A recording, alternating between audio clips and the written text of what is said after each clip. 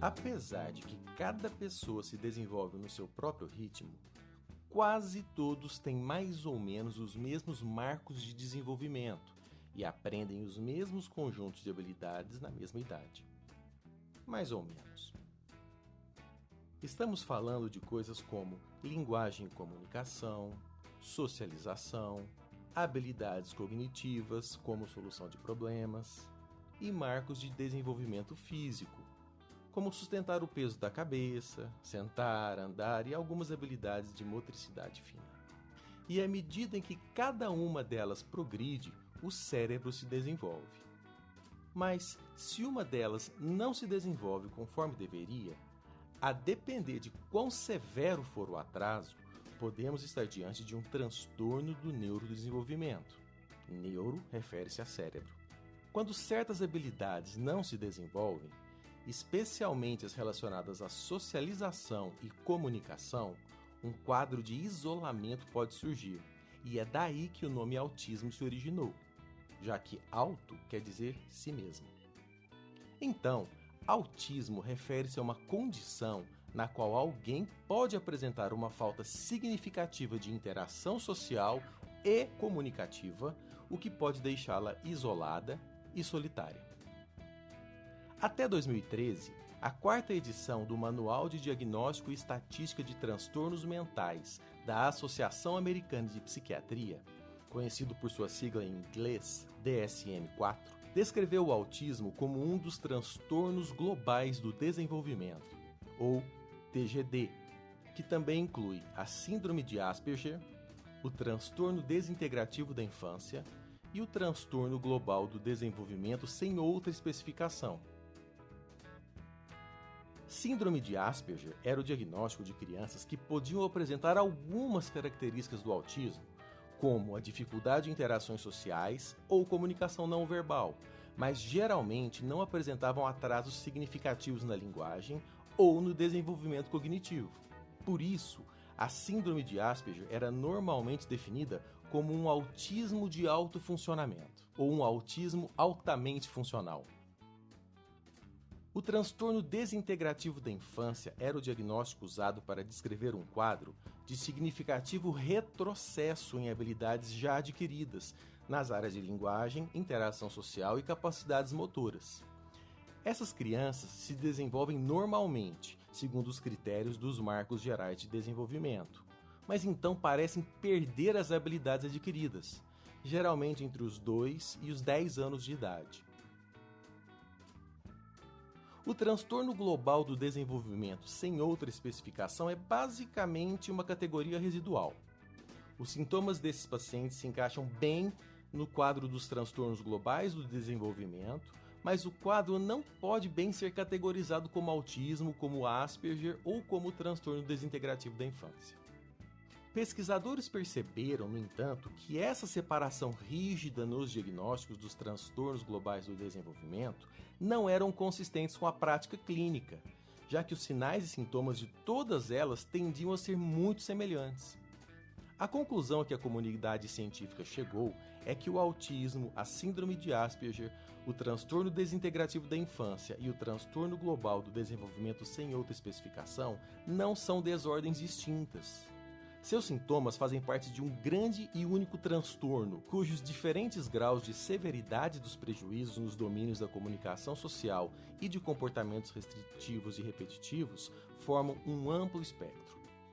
A partir de 2013, uma nova e revisada edição do Manual de Diagnóstico e Estatística, o DSM-5, removeu esses termos antigos e os substituiu pela expressão transtorno do espectro autista, ou TEA, que engloba todos os transtornos globais do desenvolvimento, mas usa um espectro com diferentes graus para os diferenciar, com base na severidade dos prejuízos em duas grandes áreas: prejuízos persistentes na comunicação social recíproca e na interação social, e padrões restritivos ou repetitivos de comportamento, interesses ou atividades. Na área de comunicação e integração social, existem 4 subcategorias nas quais os profissionais procuram por sinais de atraso. 1. Reciprocidade socioemocional, que se refere a como as crianças respondem ou reagem em interações sociais. Ou seja, é a capacidade de envolvimento com outros e compartilhamento de ideias e sentimentos. Isso diz respeito a como o comportamento de uma pessoa influencia a outra e vice-versa. Exemplos desse tipo de atraso estão em permanecer isolado e não participar de atividades sociais. Uma segunda área de déficit potencial é a atenção compartilhada, que indica a maneira como a pessoa voluntariamente divide com outra pessoa objetos de interesse. Algo como, ei, olha só que legal que eu achei. Um exemplo de defasagem nessa área pode ser aquela criança que não compartilha com seus pais objeto de interesse ou de divertimento.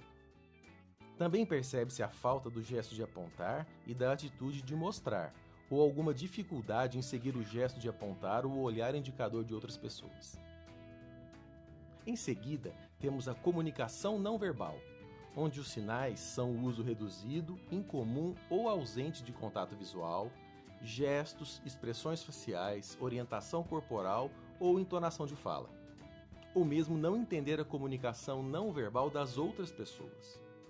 Então, muitas vezes a criança não estende os braços quando quer ser pegada no colo, ou talvez não saiba reconhecer se a mãe está chateada, ainda que ela esteja franzindo a testa e cruzando os braços, por exemplo. A última categoria na área de comunicação e interação social é exatamente a habilidade para desenvolver, manter e compreender relacionamentos. A criança pode apresentar pouco ou nenhum interesse social, ou ainda uma forma de interesse incomum. Em muitos casos, é fácil perceber uma rejeição a outras pessoas, uma certa passividade ou um comportamento inadequado que pareça agressivo ou que tenda a afastar as pessoas. Essas dificuldades são particularmente evidentes em crianças pequenas, em quem costuma existir uma falta de jogo social e de imaginação compartilhado, como, por exemplo, brincar de fingir de forma flexível e adequada à idade. E em crianças maiores, podemos ver a insistência em brincar seguindo regras muito fixas. Outro bom exemplo são pessoas que podem relutar para entender qual é o comportamento considerado apropriado em cada situação. Por exemplo, um comportamento casual durante uma entrevista de emprego. Ou ainda, têm dificuldade em diversas formas de uso da linguagem para a comunicação, como a ironia, expressões em sentido figurado, mentirinhas. Com frequência, há desejo de estabelecer amizades sem uma ideia completa ou realista do que isso significa, como, por exemplo, amizades unilaterais ou baseadas unicamente em interesses muito específicos. A outra grande área que caracteriza o TEA se chama padrões restritos ou repetitivos de comportamento, interesses ou atividades. Essa categoria é bastante vasta e pode incluir vários comportamentos, alguns bem mais conhecidos do que outros, como, por exemplo, girar objetos obsessivamente, enfileirar brinquedos de maneira meio ritualista, ou constantemente abanar as mãos, ou até mesmo imitar palavras ou frases. A criança pode se fixar em certas rotinas, como não aceitar um trajeto diferente para ir à escola, ou não aceitar um alimento favorito por estar apenas embalado numa embalagem diferente. Ou mesmo respostas extremas a estímulos sensoriais, por exemplo, sons, texturas, desenvolver o hábito de cheirar ou tocar objetos de forma exagerada e, algumas vezes, uma aparente indiferença à dor, ao calor ou ao frio. Ou podem ainda apresentar padrões exageradamente restritos de interesse, como ter um conhecimento profundo e detalhado sobre o Titanic, ou sobre aspiradores de pó. Crianças com transtorno do espectro autista podem exibir um ou mais desses déficits, com intensidades que podem variar bastante. É importante entender que cada criança com TEA terá um espectro diferente de sintomas e de atrasos. Normalmente, os profissionais tentarão observar esses comportamentos, tentando identificar possíveis déficits. Como esses comportamentos são melhor percebidos pelas pessoas mais próximas às crianças, como os pais e professores, um diagnóstico bem feito de TEA sempre leva em consideração o que as pessoas têm observado em casa e na escola. Essas observações podem ajudar a determinar qual o nível de apoio que a criança vai precisar. Por exemplo, o nível 1 de gravidade indicaria que a criança precisa de algum apoio. Na área de comunicação e interação social, a pessoa consegue falar frases completas e envolver-se na comunicação, mas é como se uma conversação com fluidez normal não funcionasse. Na área de padrões restritos ou repetitivos de comportamento, ela pode ter dificuldade de trocar de atividades e alguns problemas de organização e planejamento. No outro lado do espectro, o nível 3 de gravidade significa que a criança precisa de um apoio muito substancial. E na área de comunicação e interação social, elas geralmente têm um repertório muito pequeno de palavras inteligíveis e raramente iniciam as interações com os outros. Na área de padrões restritos ou repetitivos de comportamento, elas possuem extrema dificuldade em lidar com mudanças, e seu comportamento tem uma forte interferência em como funcionará o seu dia a dia. A ideia é que usar essa escala de avaliação dos sintomas, ao invés de diferenciar os transtornos globais do desenvolvimento, facilitará meios mais precisos e clinicamente úteis de diagnosticar pessoas.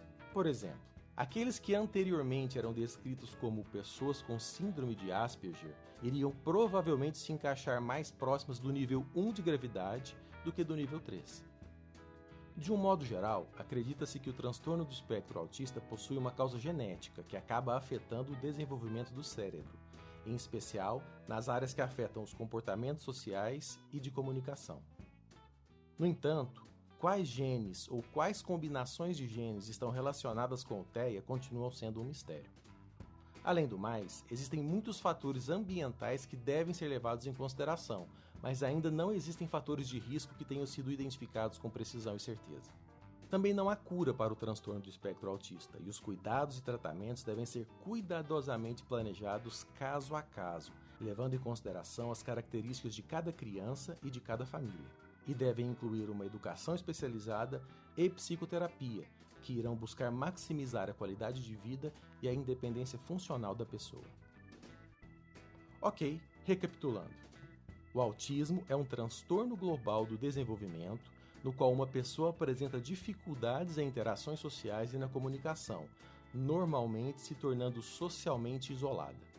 Com o DSM-5, o autismo passou a integrar o transtorno do espectro autista, um longo espectro de déficits na comunicação e na interação, bem como de interesses, atividades e comportamentos restritos ou repetitivos. O diagnóstico do transtorno do espectro autista requer uma quantidade significativa de informações, vinda dos pais e cuidadores da criança, e seu tratamento deve ser completamente personalizado segundo as necessidades individuais de cada criança. Obrigado por nos assistir. Se você quiser saber mais sobre o TEA, visite www.teamamos.com.br e as nossas mídias sociais. Tem alguma dúvida ou questão que gostaria que nós do Te Amamos respondêssemos? Deixe aqui nos comentários do vídeo ou nos envie por nossas redes sociais. Até a próxima!